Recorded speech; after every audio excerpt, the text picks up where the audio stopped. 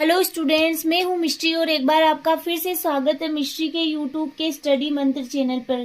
Today we will discuss about dormancy. आज हम लोग स्टडी करने वाले हैं डोरमेंसी के ऊपर। तो डोरमेंसी का मीनिंग होता है कि अगर कोई भी सीड है या फिर कोई भी प्लांट स्ट्रक्चर है, जैसे कि ट्यूबर्स है, बर्ड्स है, ये सब कुछ टाइम के लिए, कुछ पीरियड के लिए क्या होते हैं, एक डीप स्लीप के अंतर्गत चले जाते हैं। इस स्टेट को ही कहा जाता है डोरमेंसी। नॉर्मली हम लोग स्टडी करने वाले हैं सी डोरमेंसी के ऊपर। तो सबसे पहले हम लोग डोरमेंसी की डेफिनेशन नोट डाउन करते हैं। During the development cycle of the plant at some phase certain structure like birds है, ट्यूबर्स है and seed growth activity slow down for a period of time और डीप स्लीप। कि कुछ समय में, मतलब कुछ टाइम या कुछ पीरियड में जो प्लांट्स स्ट्रक्चर होती है, जैसे कि ट्यूबर्स है, बर्ड्स है, सीड है, उनकी ग्रोथ एक्टिविटी होती है वो कभी कभी स्लो हो जाती है, तो इसे ही कहा जाता है dormancy. Such a state is called dormancy. The minimize metabolic activity helps an organism to conserve to energy. तो इस प्रकार से मेटाबॉलिक एक्टिविटी का स्लो हो जाना किसमें हेल्प करता है कि एनर्जी को, किसी भी ऑर्गेनिज्म वो क्या हो रही है, उसके अंतर्गत एनर्जी कंजर्व हो रही है। फिर अगर हम लोग एक डेफिनेशन और नोट डाउन करते हैं डोरमेंट, क्योंकि कई बार पूछ लिया जाता है कि डोरमेंट स्टेज के ऊपर नॉट एक्टिव और growing but able to become active later. कि डोरमेंट स्टेज को हमें ऐसे नहीं बोल सकते कि जो सीड है वो मतलब कि अब ग्रोइंग करेंगे ही नहीं, कि उनमें किसी भी प्रकार का कोई भी प्लांट डेवलपमेंट नहीं होगा उन सीड के द्वारा। तो ऐसा कुछ भी नहीं है। थोड़े टाइम के लिए ये डीप स्लीप के अंतर्गत चले जाते हैं, बट जब फेवरेबल कंडीशन आती है तो वो सीड अपने आप ही ग्रो करने लगते हैं। नॉट एक्टिव और growing but able to become later active later. कि एक्टिव नहीं है बट थोड़े टाइम बाद में एक्टिव हो सकते हैं और ग्रोइंग कर सकते हैं। Seed dormancy. अब हम लोग नोट डाउन करेंगे what is seed dormancy. Seed dormancy is the state in which seed is unable to germinate. Seed dormancy एक ऐसी अवस्था होती है जिसमें कि सीड होता है वो कभी कभी जर्मिनेट नहीं हो पाता है, चाहे से उस सीड को फेवरेबल कंडीशन भी दी जाए, आइडियल जो आदर्श कंडीशन है वो भी अगर दे दी जाए तो भी वो सीड कभी कभी क्या होता है, जर्मिनेट नहीं हो पाता है। इसी अवस्था को ही इसी घटना को कहा जाता है dormancy. Like temperature, light, water and air, it is also called resting stage of seed. इसे रेस्टिंग स्टेज भी कहा जाता है। The seed is called dormant and the phenomena is called dormancy. The main reason this condition is that they require a period of rest. इसका मतलब ये होता है कि ये एक ऐसी कंडीशन होती है जिसमें सीड को क्या चाहिए, रेस्ट चाहिए, before being capable of germination. This condition में vary from days to month and even years. कि यह कंडीशन कई बार डेज, कई दिनों तक भी हो सकती है, मंथ कई महीनों तक भी हो सकती है और कई सालों तक भी हो सकती है। तो ये होता है सीड का वैसे रेस्टिंग पीरियड, जिसमें सीड होता है वो सो जाता है, नींद लेता है। तो इसे ही कहा जाता है सीड डोरमेंसी या फिर पशुप्ता अवस्था, या फिर इसको बोलते हैं डीप स्लीपिंग। तो इस प्रकार आप देख सकते हो कि जो सीड होते हैं वो भी, उनको भी रेस्ट की कितनी जरूरत है। आपके कोजेज ऑफ सीड डोरमेंसी। कि सीड डोरमेंसी के क्या क्या कारण हो सकते हैं। लाइट है कि प्रॉपर लाइट नहीं मिल रही है, टेम्परेचर, हार्ड सीड कोड की कई बार जो सीड कोड होता है वो बहुत ज्यादा हार्ड होता है, period after ripening, germination inhibitors, immaturity of the seed embryo, impermeability of seed coat to water and mechanically resistant seed code. तो ये कई रीजन है जो सीड डोरमेंसी के लिए रिस्पॉन्सिबल होते हैं। फिर है types of seed dormancy. Seed dormancy के नॉर्मली 3 टाइप्स होते हैं, इनेट dormancy, induced dormancy and enforced dormancy. सबसे पहले इनेट डोरमेंसी। सीड जब कंप्लीटली मेच्योर हो जाता है और उसका हार्वेस्टिंग टाइम आ जाता है, उसी टाइम से सीड डोरमेंट कंडीशन में चला जाता है। इस टाइप से सीड हम कितना भी फेवरेबल एनवायरमेंट कंडीशन प्रोवाइड करें बट फिर भी वो जर्मिनेट नहीं करेगा। इसमें ऐसे जीन होते हैं जो उसे कंट्रोल करते हैं, अर्थात ये जेनेटिकली कंट्रोल डोरमेंसी होती है। नेक्स्ट है इन्फोर्स्ड डोरमेंसी। यदि सीड जर्मिनेट करने वाले फैक्टर्स में से कोई भी एक मिसिंग होता है तो इससे सीड होता है वो डोरमेंट स्टेज में चला जाता है। इन्फोर्स्ड डोरमेंसी मतलब अगर लाइट कम मिल रही है, किसी सीड को प्रॉपर लाइट चाहिए तो और उसे प्रॉपर लाइट नहीं मिल रही है तो भी सीड डोरमेंट अवस्था में चला जाता है। अगर प्रॉपर टेम्परेचर नहीं मिल रहा है तो भी सीड डोरमेंट अवस्था में चला जा रहा है। तो मतलब कोई भी अगर एक फैक्टर अब्सेंट है तो उसे कहा जाता है इन्फोर्स्ड डोरमेंसी। थर्ड है इंड्यूस्ड डोरमेंसी।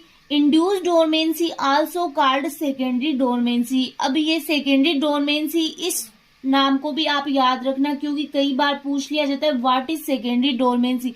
तो इंड्यूस्ड डोरमेंसी ही सेकेंडरी डोरमेंसी होती है। तो आपको ये वाला पूरा इस सेकेंडरी डोरमेंसी के अंतर्गत लिखना होता है। यदि किसी सीड में पहले कोई डोरमेंसी प्रेजेंट थी और वह इस स्टेज से निकल गया और फिर से किसी रीजन से डोरमेंट स्टेज में चला गया तो इसे ही इंड्यूस्ड डोरमेंसी कहा जाता है। कि अगर कोई सीड है वो डोरमेंट अवस्था में है लेकिन उसकी डोरमेंसी समाप्त हो चुकी, लेकिन कई ऐसे फैक्टर होते हैं जिनकी वजह से वो सीड होता है वो वापस डोरमेंसी में चला गया तो उसे कहा जाता है सेकेंडरी डोरमेंसी।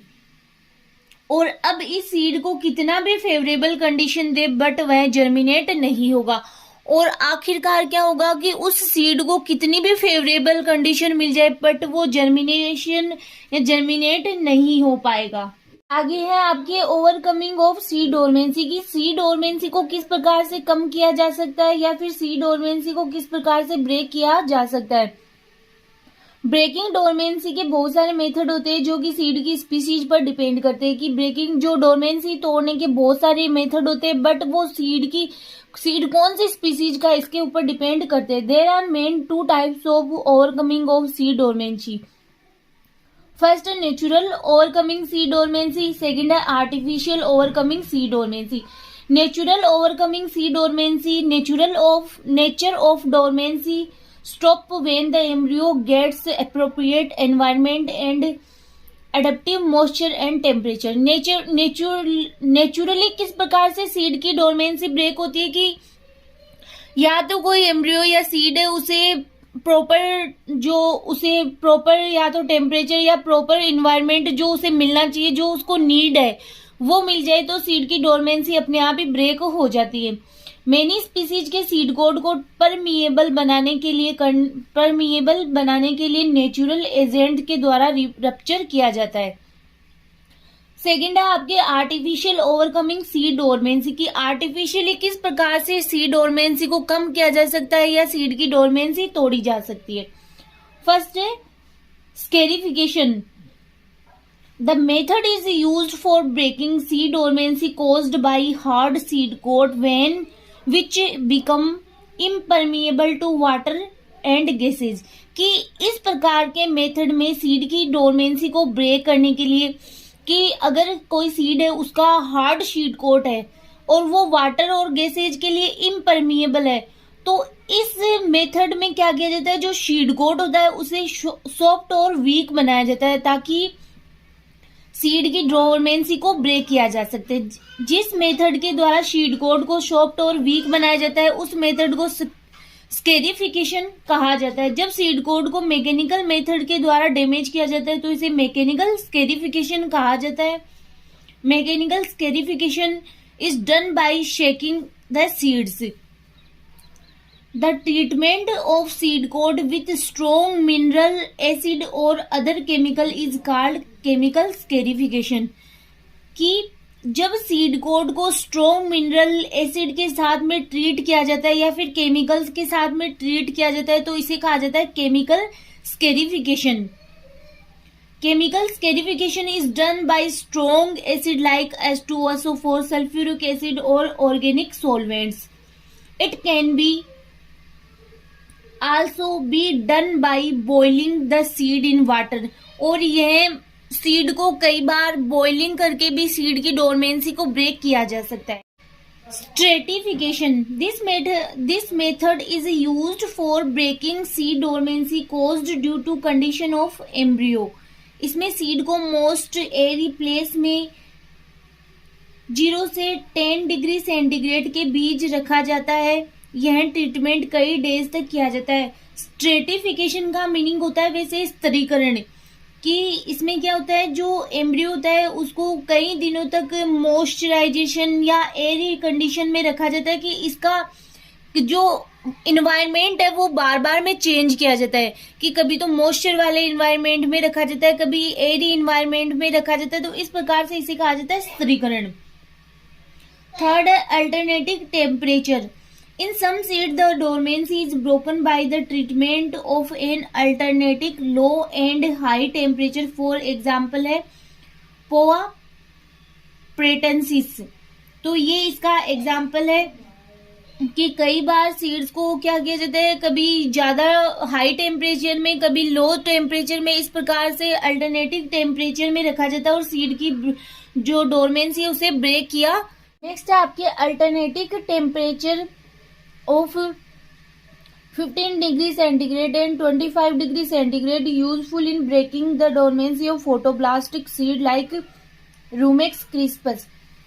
रूमेक्स क्रिस्पस होता है वो एक प्रकार का फोटोब्लास्टिक प्लांट होता है. जैसे कि अगर हम लोग रूमेक्स क्रिस्पस की बात करें तो ये एक प्रकार का वीड होता है, एक प्रकार की खरपतवार होती है, जो कि जैसे भथुआ होता है ना उसी प्रकार के इसके सीड होते हैं और ये हर जगह पाया जाता है, मतलब वर्ल्ड में एवरीवेयर पाया जाता है. इम्पेक्शन का मीनिंग होता है कि जैसे स्टेबिलाईज करना या फिर मोबिलाइजेशन, फिक्सेशन, ये सारे वर्ड एक प्रकार के इससे सिनोनिम्स है. In some of the seeds a strophiolar plug blocks the entry of water and oxygen into the seed. ऐसे plants like Trigonella, Crotalaria, ETC के सीड्स को बहुत प्रबलता से हिलाया जाता है ताकि प्लग रिमूव हो जाए. This process is called impaction. कि इसमें क्या किया जाता है, किसी जैसे जो स्ट्रोफाइलर प्लग होते, इस स्ट्रोफाइलर प्लग का यूज इस प्रकार से किया जाता है ताकि इसके द्वारा सीड में जो सीड की डोरमेंसी ब्रेक तो की जा सकती है, बट इसमें मतलब वाटर और ऑक्सीजन के लिए क्या हो जाती है, सीड कोड परमिएबल हो जाता है, कि पारगम्यता बढ़ जाती है. फिर नेक्स्ट है आपके लाइट. कुछ सीड को डार्क में रखा जाए तो उनमें डोरमेंसी आ जाती है. इस टाइप से सीड को लाइट में रखने पर वो जर्मिनेट हो जाते हैं. ऐसे सीड पॉजिटिव फोटोप्लास्टिक कहलाते हैं. पॉजिटिव फोटोप्लास्टिक सीड को रेड लाइट से ट्रीट करने पर गुड रिजल्ट शो होते हैं. तो कई सीड ऐसे होते हैं जिनको डार्क में रखने पर उनमें क्या आ जाती है, डोरमेंसी आ जाती है. यानी कि ऐसे सीड्स को क्या चाहिए, प्रॉपर लाइट की नीड होती है. फिर है प्रेशर. और अगर हम लोग ये पॉजिटिव फोटोब्लास्टिक सीड होते हैं तो हम लोग अगर नेगेटिव फोटोब्लास्टिक सीड की बात करें तो ऐसे सीड जिनको अगर लाइट में रखा जाए तो उनमें डोरमेंसी आ जाती है. तो इसका मतलब वो क्या होते हैं, नेगेटिव फोटोब्लास्टिक सीड होते हैं, कि उनको लाइट की कम नीड होती है. फिर next pressure. It is strongly believed that the pressure increase the permeability of the seed coat to water.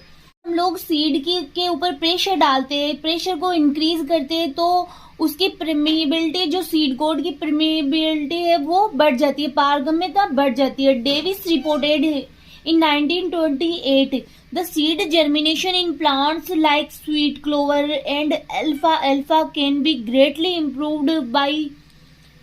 greatly improved to hydraulic pressure about 2000 atmosphere at 18 degree centigrade for 5 to 20 minute. तो ये experiment के साथ में बताया गया कि अगर pressure को इंक्रीज कर रहे हैं तो सीड कोट की परमिएबिलिटी बढ़ जाती है, पारगम्यता बढ़ जाती है।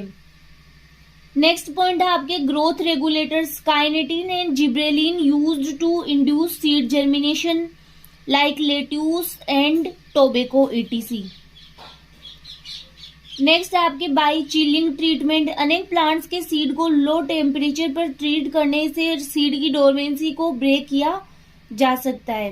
तो ये था आपके टॉपिक सीड डोरमेंसी या डोरमेंसी। तो नेक्स्ट लेक्चर में हम नए टॉपिक के साथ फिर मिलेंगे।